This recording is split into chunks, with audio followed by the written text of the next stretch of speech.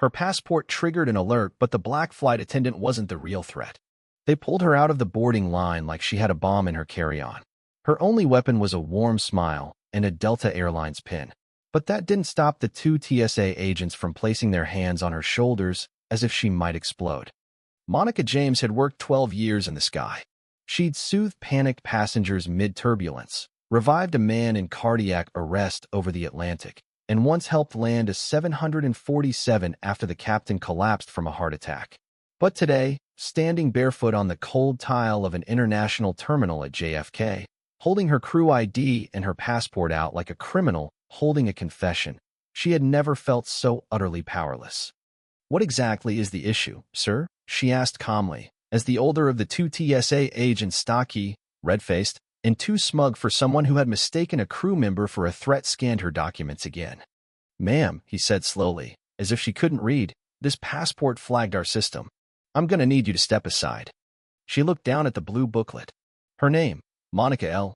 James, American citizen, born in Detroit, holder of a valid U.S. passport issued 5 years prior. Nothing had changed, except the color of her skin, except the sudden tightening of eyes and change in tone when she stepped into the crew line that morning, the only black woman among 7 flight attendants.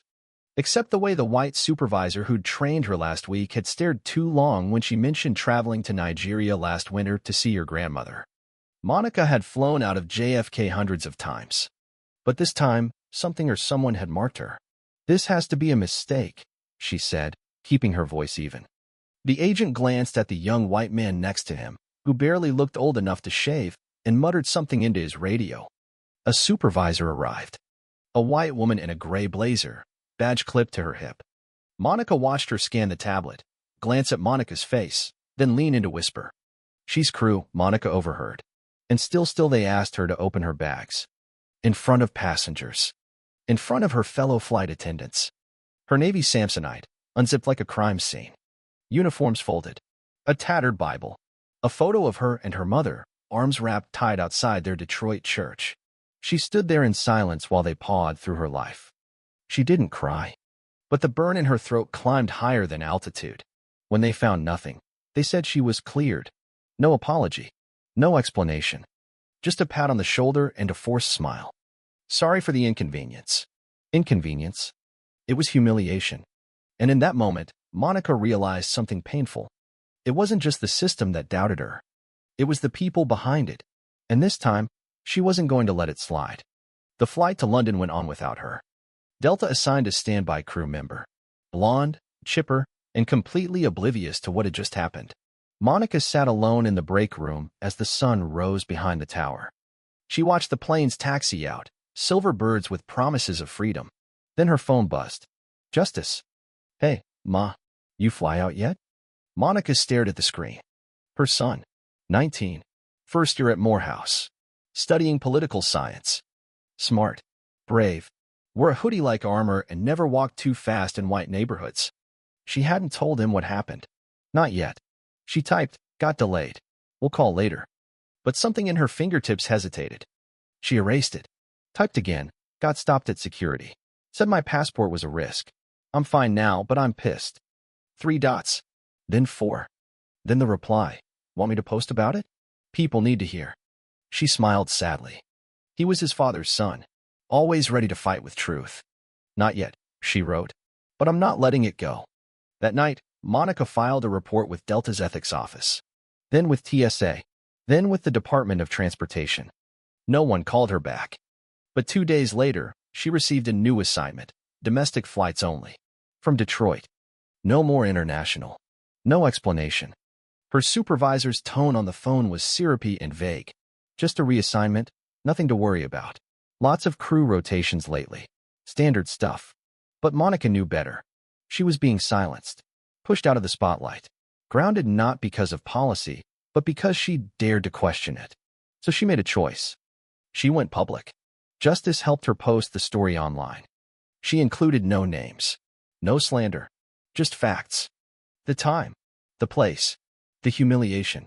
And one sentence that struck like lightning. TSA flagged my passport not because of where I'd been, but because of who I am. The post went viral. Thousands of shares. Comments.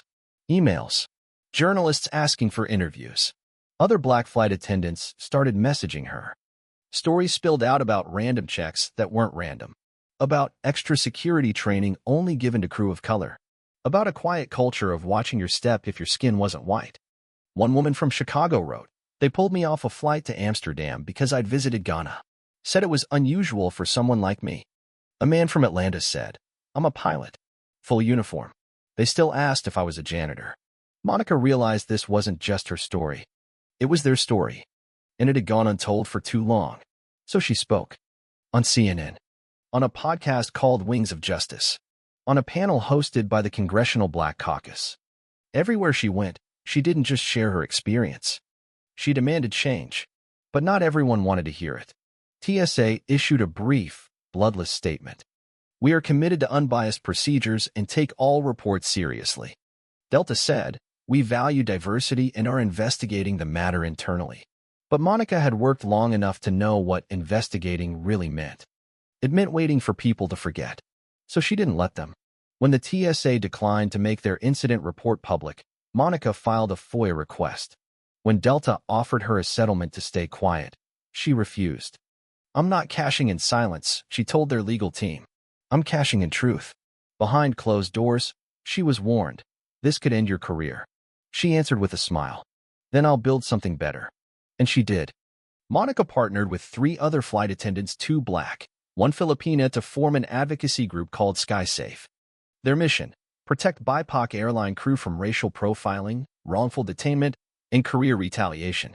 They didn't just protest. They drafted policy. They lobbied Congress. They pushed for a bill requiring transparency in crew security detainments, independent racial bias training for all federal travel authorities, and whistleblower protection for flight workers. The airlines called them disruptive. The people called them heroes. And quietly, one by one, insiders started speaking up. A TSA employee leaked internal emails. One message referred to Monica by name, called her high risk due to recent African travel. Another said, "Keep an eye on her. Too confident. Too confident." That was her crime. Not a forged passport. Not illegal activity. Just confidence. Black, female, professional confidence in a space that hadn't been built for it. Monica printed that email, framed it, and hung it next to he. 6 months later, Monica was invited to speak at the National Aviation Leadership Conference in Washington, D.C. She'd never stood in front of so many polished uniforms and executives in tailored suits.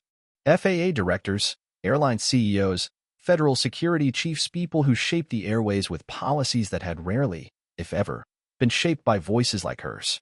But Monica didn't shrink. She stood at the podium in her navy blazer with the SkySafe patch on her left arm and a gold pin of a globe on her lapel. Her voice carried through the hall, steady and fierce. Security that is rooted in suspicion of identity, not behavior, isn't safety. It's control, she told them. You cannot protect what you fear. You cannot serve what you stereotype. A woman from Air Canada stood up and clapped. Then a VP from United Airlines. Then the room. After the event, one of Delta's top executives approached her quietly in the hallway. He didn't smile, but he extended a hand. "We got it wrong," he said. "All of it." Monica shook his hand, but she didn't offer comfort. "Then get it right for the next black woman you flag." Later that evening, as she walked out of the hotel, her son Justice was waiting outside with a bouquet of yellow lilies, her favorite. He grinned. "Still not tired of changing the world?" She laughed. "Just getting started." They had dinner at a small family-owned Ethiopian place. No media. No speaking points. Just mother and son, breaking injera, talking about the future. "You ever think about leaving aviation?" he asked. She looked out the window. The city lights reflected in her glass. "Not once," she said. "Flying was never the problem. People." She nodded. "But people can change. Or be replaced." Justice smiled. "That part." Back in Atlanta, Monica returned to work. This time, not just as a flight attendant, but as SkySafe's official training liaison. She led workshops across the country. She trained TSA managers on implicit bias. She rewrote entire sections of crew security procedure. Her reputation had shifted. No longer the woman who complained. Now the woman who corrected. In March, Delta reinstated her international routes and gave her first pick of destinations. She chose Lagos. Her grandmother was waiting at the gate when she arrived, wrapped in a blue head wrap with gold trim. "You look taller," Grandma teased, hugging her fiercely. Monica laughed. "Just stronger." On the return flight, she sat in the jump seat and watched the stars outside the window. Miles above borders, politics, and small minds. One of the new recruits, a young black woman fresh out of training, sat beside her. "Is it true what they say?" the recruit asked. "You're the one who started all this?" Monica looked at her. "I didn't start it," she said. "We all did. I just stopped staying quiet." The recruit nodded. "I want to be like you one day." Monica smiled, something deep in her chest settling. "No," she said. "Be better." By summer, the James Aviation Equality Act had passed the House. It was now moving through the Senate with bipartisan support. What surprised Monica most weren't the liberal senators backing it, but the few conservatives who broke party lines. One of them, an old senator from Ohio, said on the floor, "I have granddaughters. And if they're ever flagged because of how they look instead of what they did, I want them to know someone like Monica James was here first." When the final vote passed 68 to 32, Monica sat at home with the TV muted, tears sliding silently down her cheeks.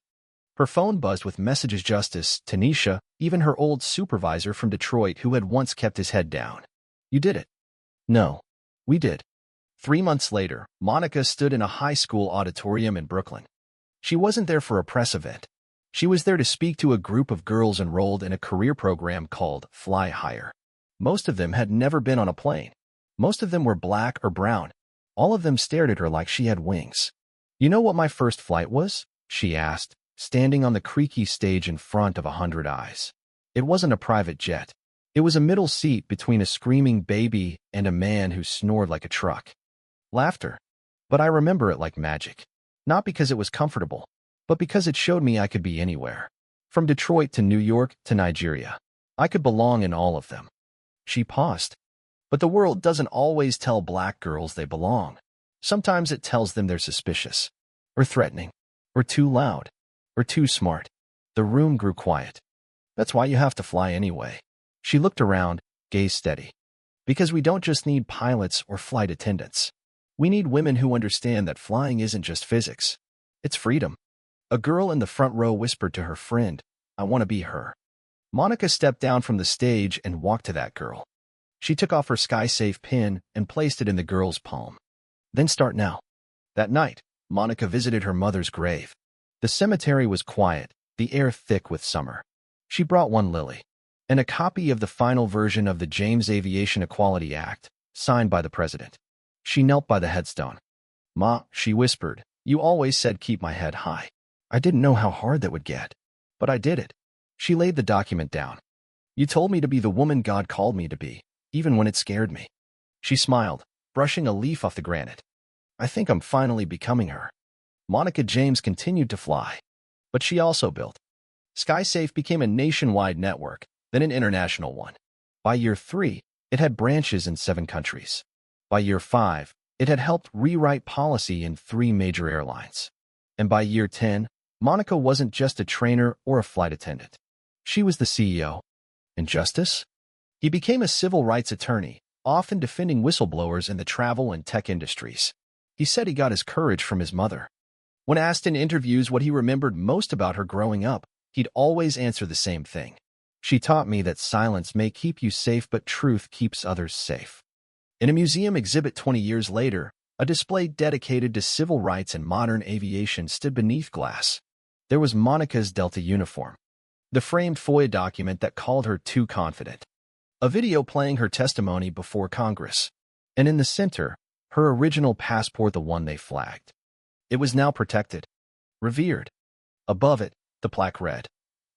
Her passport triggered an alert, but the black flight attendant wasn't the real threat. The real threat was the truth she refused to bury. And the sky she claimed as her own